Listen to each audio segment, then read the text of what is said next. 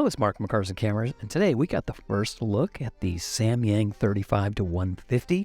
This is an f2 to 2.8 lens, so it's f2 on the wide end. As soon as you start zooming in, it's going to go right to 2.8. But it's a really great lens because you have that range. Now, the downside to a lens like this is it is heavy. A lot of people don't like the Tamron version of this lens because it is so heavy. But it gives you great versatility. So, if you're a wedding photographer or videographer, this is a great lens for video, and I'll talk more about that in a minute. But one thing I want to make clear is when I do these reviews, I purchase all of these lenses with my own money, so I can give you an unbiased review of what I think of them. And that's important because a lot of times when you'll see these videos, either they're sponsored by the manufacturer or what have you, but all of my reviews are independent. So I will give you what I really think of these products, and especially this lens, because this lens has some hidden things that I want to talk about. Okay, so as I said before, it is very close to the Tamron lens in size and weight, but there are some differences, and the differences are in the optics. And while this lens is very sharp and clear and can do a lot of things, these Sony cameras have really amazing autofocus, and I am shooting through glass here, but a Sony lens would have no problem as I was tracking like this without the focus. You see it kind of dip out a little bit and come back. Well, it wouldn't do that. So that's one thing to be aware of. Another thing is, when I'm filming this, I had the dynamic active stabilization enabled on the camera. And I was shooting with the Sony ZV-E1, which is one of the first cameras from Sony to have that dynamic stabilization.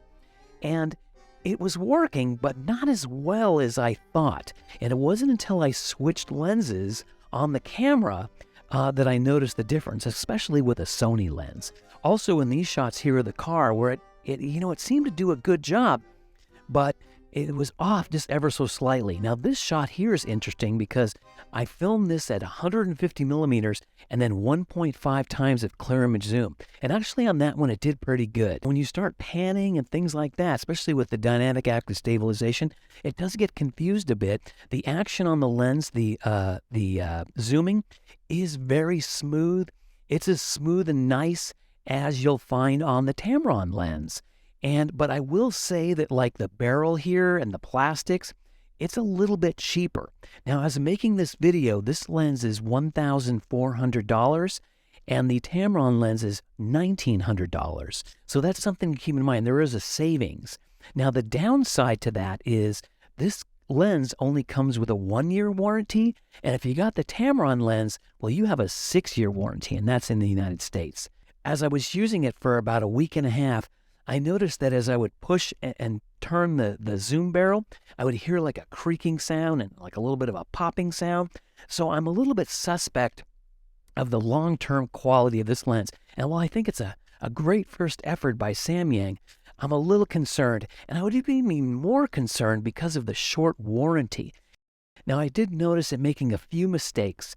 And the thing is about this lens is if you're okay with the stabilization not working the best. Now, what I mean by stabilization is there's no stabilization built into this lens. I'm talking about the IBIS that would be built into your Sony camera if the camera that you're using has it. You can see here, like in this shot, I had it set to focus on automobiles, and right there it was missing it.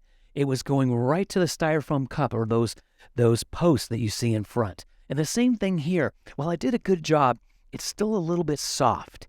And same thing with this shot here. It just seemed like the focus was a little bit off.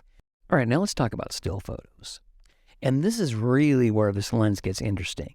So as you see these photos here, they look pretty good, and everything. But after I was shooting them and I was looking them back on the Sony monitor, something just didn't seem right to me. And that sky was bluer, and I see here where it's just kind of blown out. And I was like, that just doesn't look right. So I decided to switch because I'm also doing a review. This is the Tamron 24mm prime lens. Well, look at the difference here. Look how blue that sky is. That's what it looked like that day when I shot those. So this lens is just really contrasty. And while I think it does a good job for video, for still photos, especially in automatic exposure, I'm not so sure. And I don't know if it varies from copy to copy. Now, I will say, when the lens would work, it is very sharp and clear, The downside to the lens is that it just doesn't work as well with the dynamic active stabilization. You're going to get better results with the Tamron, and also that warranty. That's just really got me because I'm just really suspect of the material of this lens. While I think it's a great first effort for Samyang, I'm just concerned about the longevity of this lens. And, but, you know, maybe if you get this lens on sale and you get a great deal on it, but that's just my opinion. So guys, I hope you enjoyed this video. Be sure to like, share, and subscribe, and have a wonderful day.